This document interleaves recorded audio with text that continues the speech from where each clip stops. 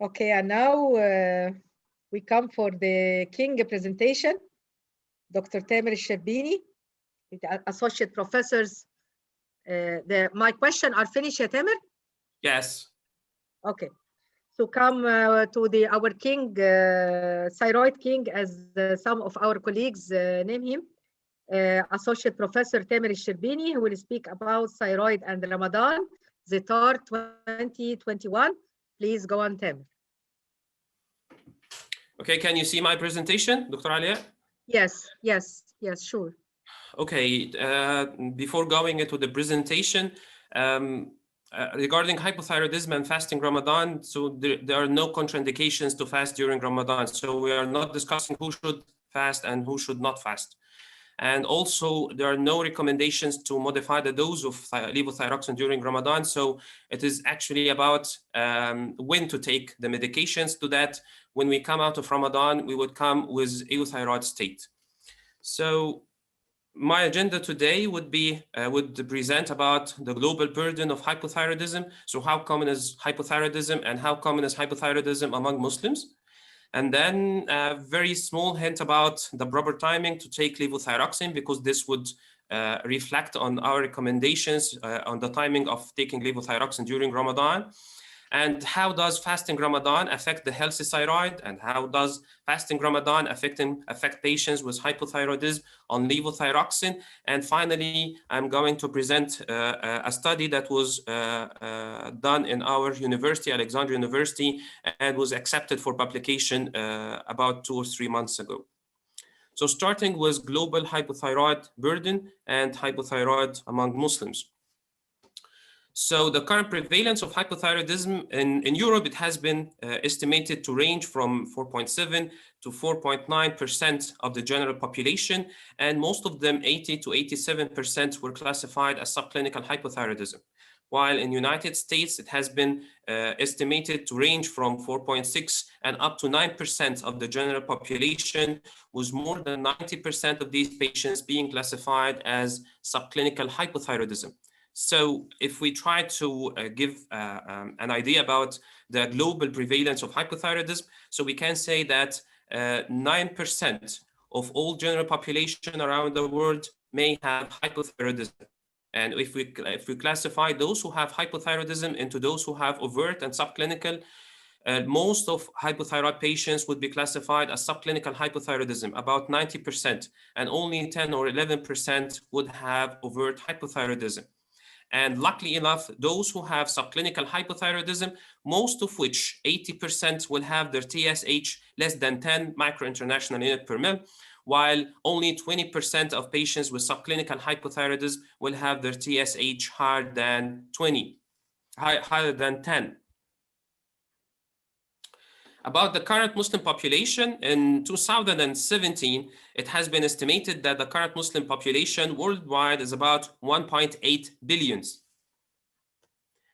And so, based on the lowest and the highest reported prevalence of hypothyroidism in Europe and in the United States, we can estimate that 80 to 160 million Muslims would have hypothyroidism, the majority of whom 70 to 150 million Muslims would have subclinical hypothyroidism.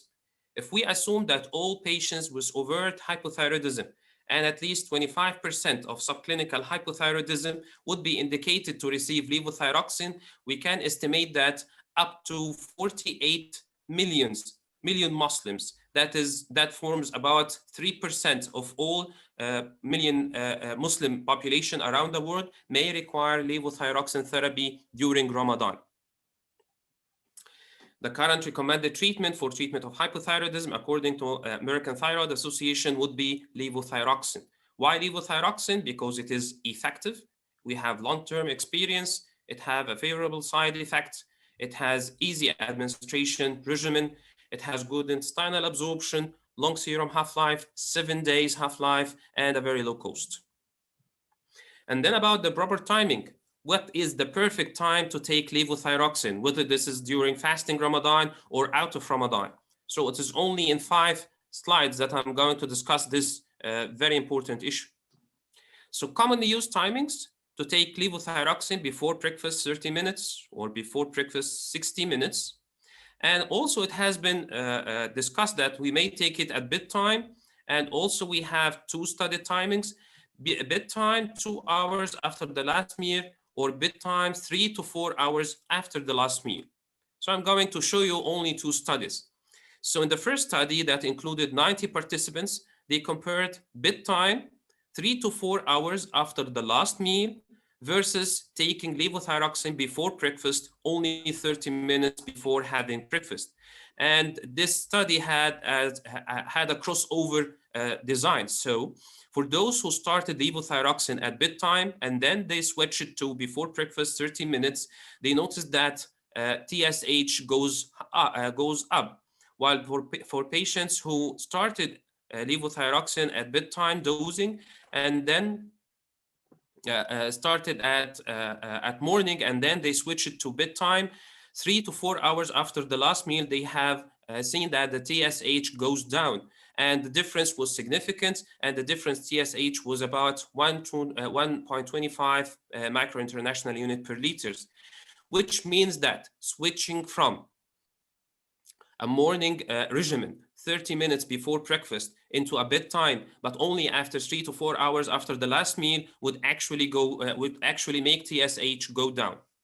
While in this study, who included 65 participants, they compared bedtime only 2 hours after the last meal versus taking levothyroxine before breakfast with 60 minutes apart before starting the breakfast. And they found that before breakfast with 60 minutes apart after the meal is actually much better than taking it at bedtime 2 hours after the last meal. So if we summarize the results of these two trials, we would find that bedtime 3 or more hours after the last meal is better than 30 minutes before breakfast. And 1 hour before breakfast is better than bedtime only 2 hours after the last meal. And so there will be the best practice to do. We conclude that 1 hour before meal or 3 to 4 hours after the last meal are the best timings for levothyroxine intake. So you either have to wait 1 hour before taking your meal, or you have to wait 3 to 4 hours after your meal to be appropriate to take your levothyroxine. And accordingly, this was interpreted in an evidence-based recommendation by the American Thyroid Association. So they mentioned that co-administration of food and levothyroxine impairs levothyroxine absorption. And so they have recommended that levothyroxine would be taken 60 minutes before breakfast or at bedtime 3 or more hours after the evening meal for optimal and consistent absorption. So actually, this is evidence-based medicine. Not only food can interfere with absorption of levothyroxine, even beverages and drinks can interfere with levothyroxine absorption. In this trial, you can see that taking coffee at the same time with levothyroxine would decrease the absorption of levothyroxine by 36%. While if you delay your coffee for 1 hour after having a levothyroxine tablet, it would be like taking levothyroxine with water. And then we go to, does fasting Ramadan affect the healthy thyroid? Actually, we had 10 studies that studied the effect of fasting Ramadan on healthy thyroid. As you can see, 2 studies were done in Saudi Arabia, 4 were done in Iran, 1 in Pakistan, 1 in Algeria, and 1 in Sudan. And even the last one was performed in Denmark. They used Ramadan fasting as an example of intermittent fasting applied for 28 consecutive days. And about the number of included patients or participants, you can see here that in most of the trials, they included males. And the authors have said that because males don't have menstruation, they can fast for the whole 30 days or 29 days. And that's why they had this preference for males. However, a number of studies included both males and females. As you can see in some studies, only 9 or 10 males were included. However, some studies included 40 and 80 participants. There is one study that included 31 girls who were peripubertal. And the conclusions from all the 10 studies regarding total and free thyroid hormones. In all the studies, free T3 and free T4 did not change significantly in any of the studies. For total T4, it has shown some increase in one study, some decrease in two studies, and it did not change in 4 studies. And even in the studies that reported significant change, it did not exceed the normal range. For the total T3, it decreased in 2 studies and did not change in the remaining 6 studies. However, we are more interested in knowing the change that affects the TSH. So actually, as you can see here, this is the best representative study for the effect of fasting Ramadan on TSH. You can see here that throughout Ramadan, TSH remained within normal limits. It showed a gradual increase that reaches a maximum at 26th day of fasting. It seems that TSH increases progressively in relation to the number of fasting days. It remained significantly higher even 23 days after Ramadan, and after 5 months of Ramadan, it has gone back to normal with no significant change. And the authors of this study estimated that it takes 2 months after the end of fast for the TSH to go back to normal. Similar results were reported recently in 2014. And another study were conducted to address the effect of change in the time of sleeping and the change in the meal timings, which may affect the circadian rhythm of TSH. And it showed that TSH significantly increased afternoon and significantly decreased at midnight. So even fasting Ramadan in healthy patients with healthy thyroids can affect the TSH. How about fasting Ramadan and hypothyroidism? So there were 8 published studies.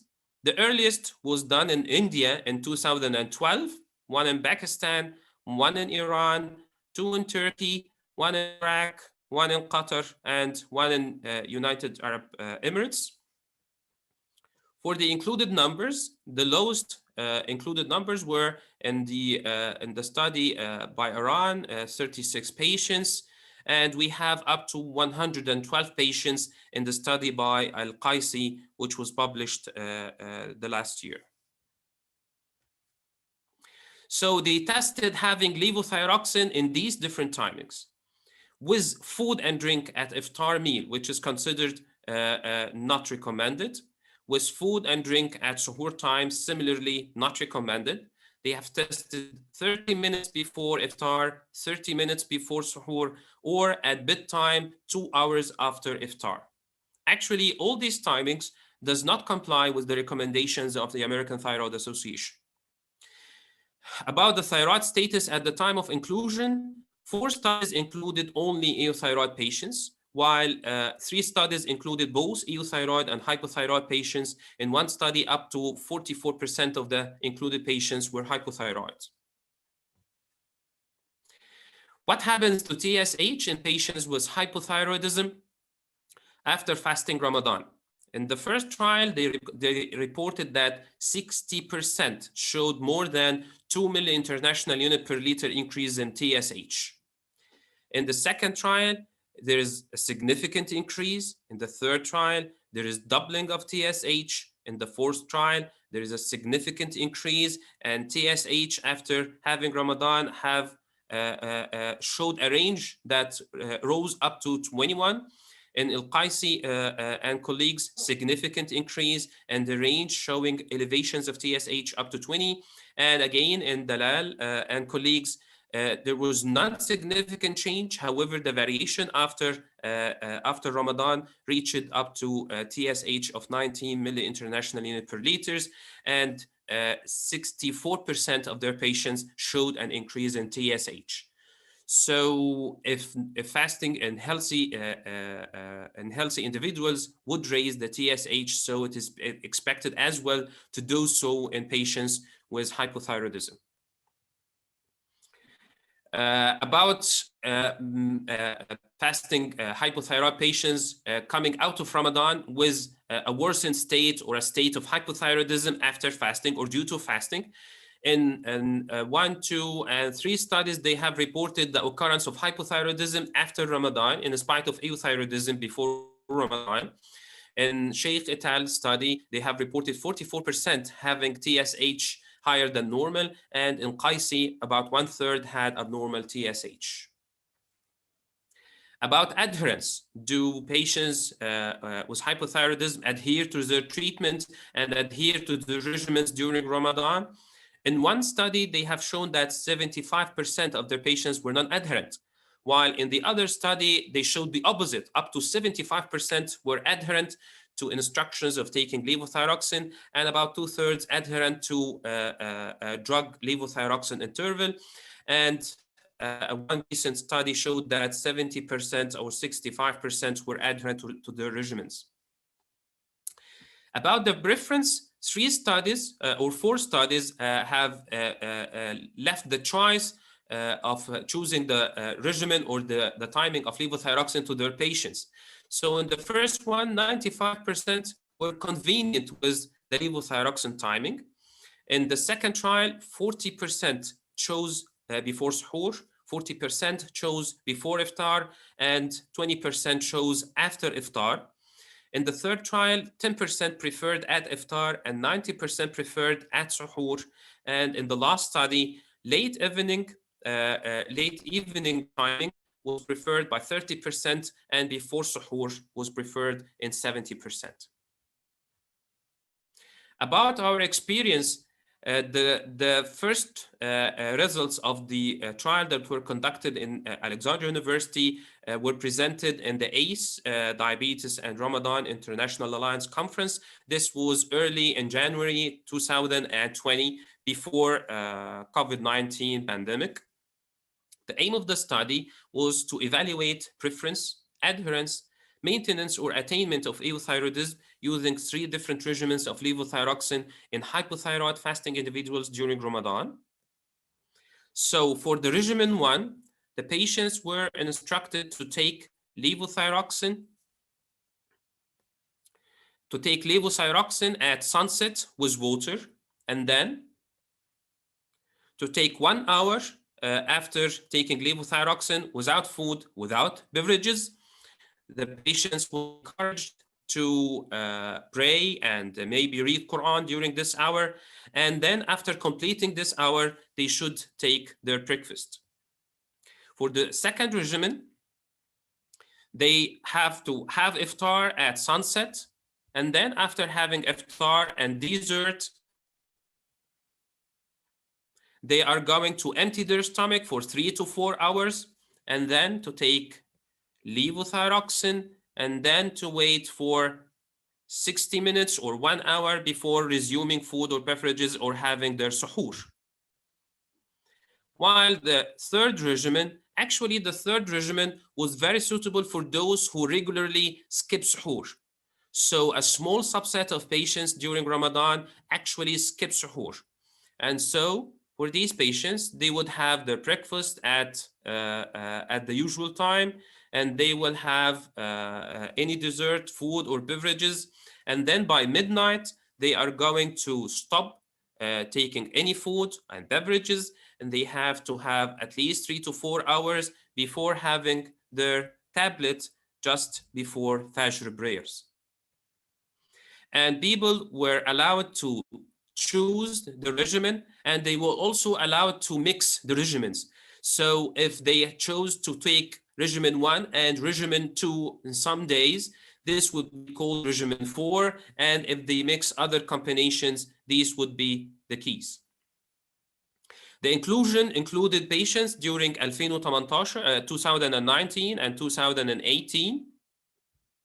The duration of fasting was around 15 hours of fasting. And the results were, the final count was 393 patients, 393 patients. Before this, the largest study included 112 patients. Most of the patients were females, 96% of the patients were females. The age ranged from 10 to 73, and the mean age was 40 years. Most of the patients had Hashimoto thyroiditis, but the remaining patients were having hypothyroidism, either due to thyroidectomy, radioiodine ablation, postpartum thyroiditis, or subacute thyroiditis. About 2/3 of the patient at the time of inclusion were euthyroid, and 1/3 of the patients were dysthyroid at the time of inclusion. Our main findings were about preference. About 40% of the patients chose regimen 1, another 40% of the patients chose regimen 2, and about 5% of the patients chose regimen 3, and the remaining 15% of the patients chose to mix between regimen 1 and regimen 2, which is called regimen 4. About the adherence, we actually, if you remember, the rates of adherence previously was ranging from 65 and up to 75% adherence. In our study, we have showed 82% of our patients were considered to be adherent, and only 18% of the patients were considered non-adherent. About the thyroid status after coming from Ramadan, actually, the numbers of euthyroid patients increased after Ramadan, was almost 70% of all the patients achieving euthyroidism after Ramadan. Regarding the state of TSH, when we included, or when we considered the whole group, including dysthyroid and euthyroid, TSH did not change significantly. However, when we considered only patients with euthyroidism before Ramadan, actually TSH, as usual, showed a slight increase, but it remained within normal. About the interaction of regimens and adherence, those who chose regimen 2 showed the highest adherence. 90% of those who chose regimen 2 were considered adherent. 90% of those who chose regimen 3 were considered adherent, and then 76 and 79% of regimens 1 and regimens 4 were considered adherent. They all showed very high adherence. About the interaction between adherence and thyroid status, you can see here that when the patients were adherent, 74% were euthyroid after Ramadan, while when patients were considered non-adherent to the regimens of levothyroxine, 50% of those patients came out of Ramadan dysthyroid without achieving euthyroidism. Regarding the effect of choice of regimen on thyroid status, in regimens 1, 2, and 3, they have showed slight increases in those who achieved euthyroidism after Ramadan. However, there was no significant differences between before and after Ramadan for all the regimens. So it is not about the regimen, it is about the adherence. The best case scenario in this trial was patients starting Ramadan dysthyroid, but achieving euthyroidism after Ramadan, and actually adherence played an important role in this, because actually for those patients who had this scenario, being dysthyroid before Ramadan and euthyroid after Ramadan, they were 90% adherent. However, the worst case scenario is to start euthyroid before Ramadan, but to end up dysthyroid after Ramadan. Actually, also adherence played a role, because only 2/3 of these patients were considered adherent. When we tried to seek predictors of post-Ramadan thyroid status, among the whole study population, only adherence to the preferred regimen predicted post-Ramadan thyroid status, and the odds ratio for coming out euthyroid was 3. And again, among patients who were euthyroid at the time of inclusion, only adherence to preferred regimen predicted post-Ramadan thyroid status. So, summary and conclusion. For regimen 1, it was preferred by 40%, and 76% of the patients were adherent, and after Ramadan, 65% of those who chose regimen 1 were euthyroid. For regimen 2, it was preferred by 40%, 90% showed adherence, and 73% of those were euthyroid after Ramadan. For the third most preferred regimen, that is to combine regimen 1 and regimen 2, which is called regimen 4, you can see that it was preferred by 15%, 1 in 6. It showed adherent up to 80%, and euthyroidism after Ramadan was about 71%. To conclude, up to 48 million Muslims may require levothyroxine during Ramadan. 1 hour before the meal, 3 or 4 hours after the meal are recommended for optimal absorption of levothyroxine. Fasting Ramadan increases TSH in healthy persons up to 2 months after Ramadan. Following recommended timings for levothyroxine during Ramadan achieves euthyroidism in up to 82% of patients. And again, adherence to preferred levothyroxine regimen, as always, even away from Ramadan, is key to maintain and achieve euthyroidism after Ramadan. Thank you for listening, and I'm open for any questions that you may be interested in asking me. Thank you.